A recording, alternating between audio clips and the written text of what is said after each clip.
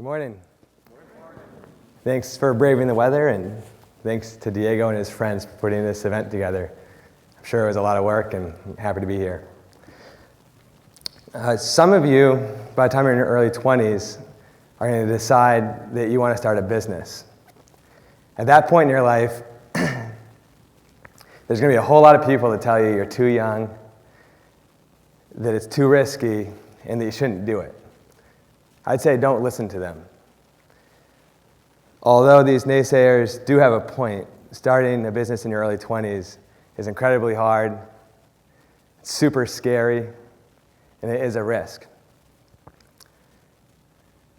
My wife and I currently are working on starting our 5th business, but 9 years ago when we were 23, we were working really hard on starting our 1st business. And times were very different for us back then. We really had no idea what we were doing. We were just very excited about the idea of doing a business that we were passionate about. At that point in my life, I only had a couple $1,000s saved up. I had no idea how to write a business plan. I didn't have any credit. I really actually didn't even have a real idea if I had what it takes to run a successful business. On top of that, I wanted to start a restaurant. And the restaurant industry is famous for its extremely high failure rate. So most people, including a lot of people in my family, thought that I was crazy. Fortunately, I did have some things going for me. One of those was youthfulness. Being young, in my opinion, isn't a liability but a strength. When you're in your early 20s, you have more energy than you ever have. Again, you have the ability to take risks through your optimism and your drive to prove yourself that you can succeed, and that you're willing to do whatever it takes to make whatever that first move is in your professional life work.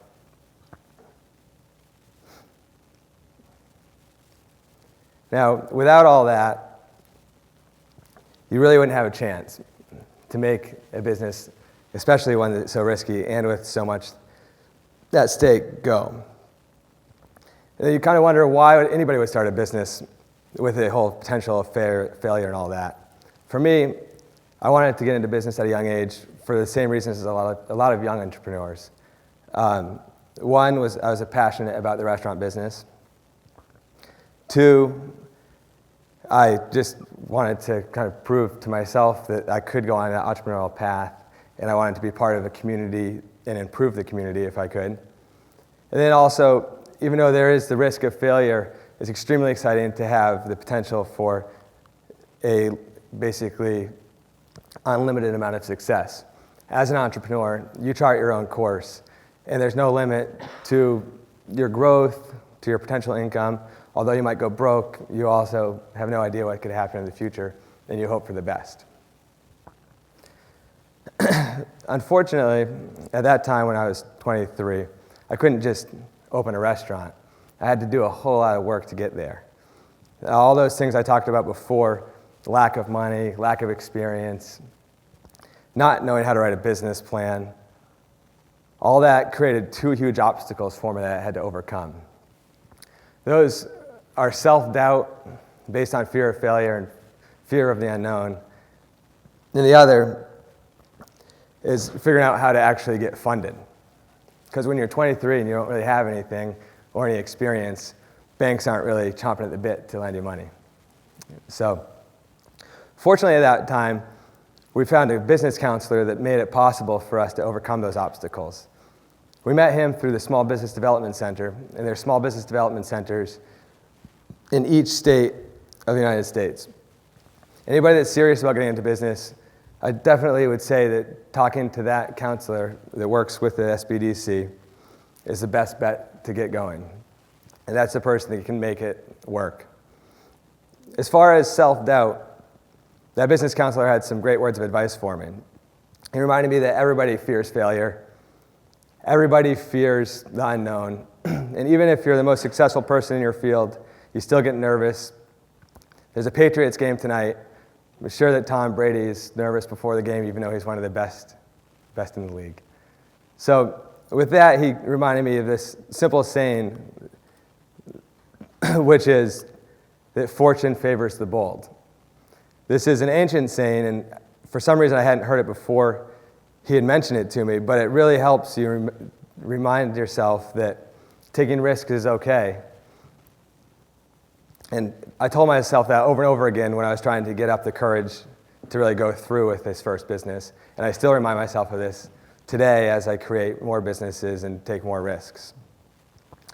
The other thing that our business counselor helped us with was figure out how to write a business plan. A business plan is super important for two reasons. One, it can replace your fear with facts. And the other thing a business plan can do, and will do, is give you the key to getting funded. Once you have a great business plan in hand, you're ready to start talking to banks. And when you're preparing to talk to a bank, it's important to remember this. Those that have the money make the rules. So basically, as a young entrepreneur, the bank has the money, they make the rules, and if you don't follow those rules, you're not going to get any of it. The most important rule that I learned while getting prepared to talk to my first banker were the 5 C's of commercial lending. Now, this subject could be a little dry, but the important thing to remember is that even if you don't go into business, if you follow these 5 C's, it'll improve life no matter what you do.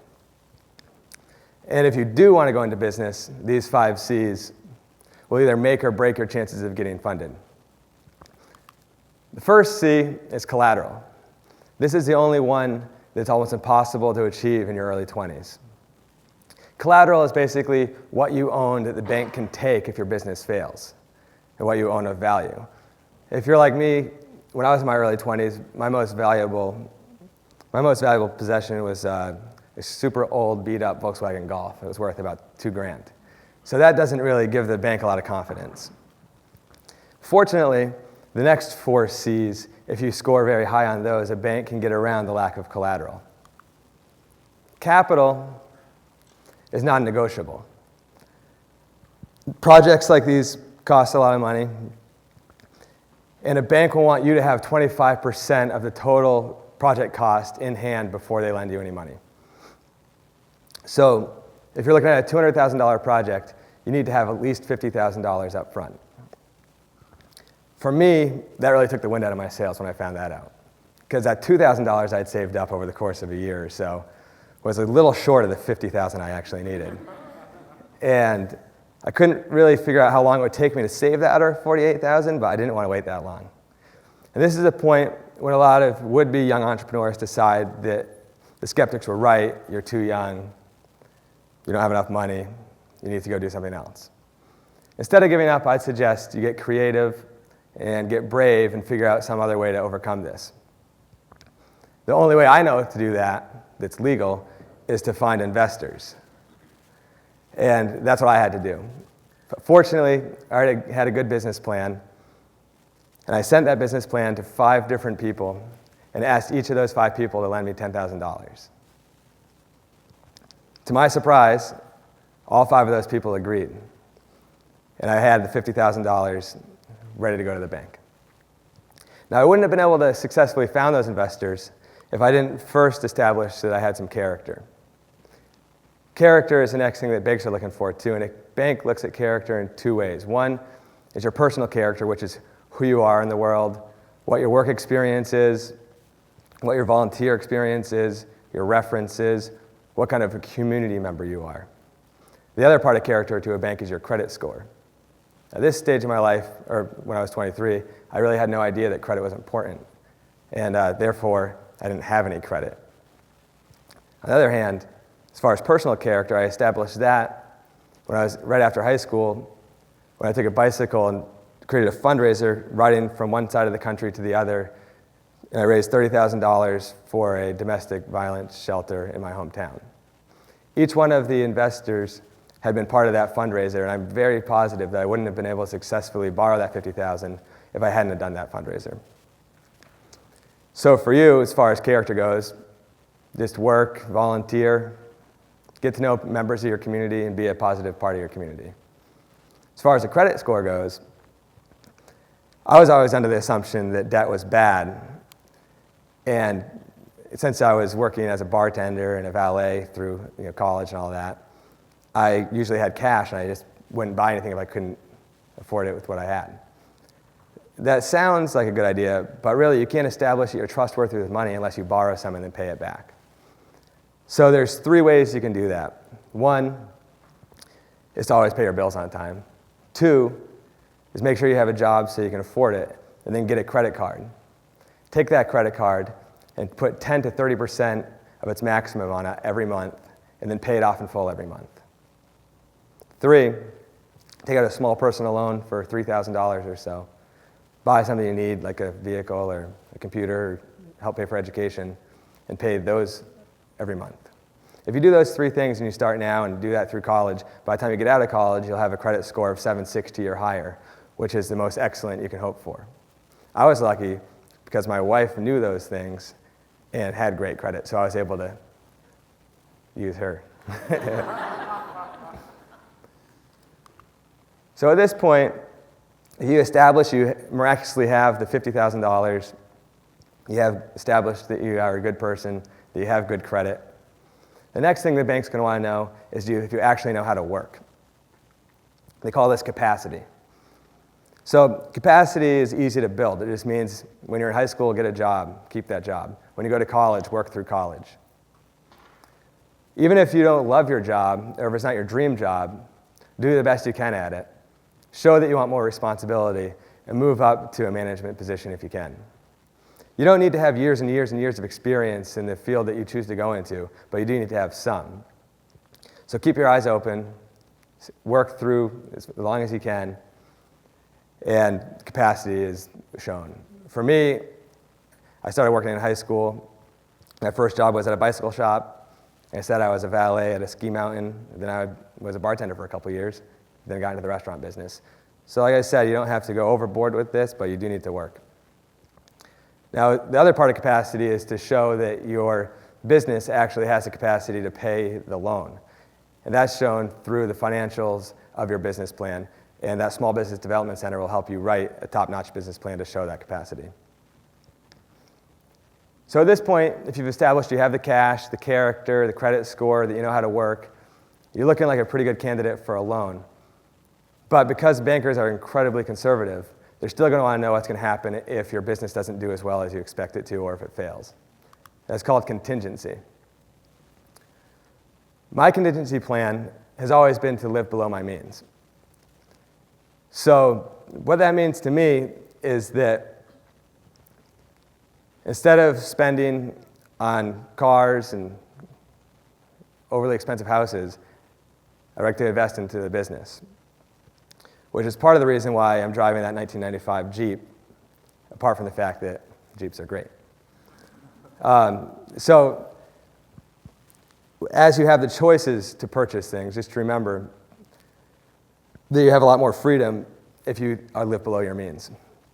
The other part of contingency is not as easy to think about, and that's what you do if the business fails.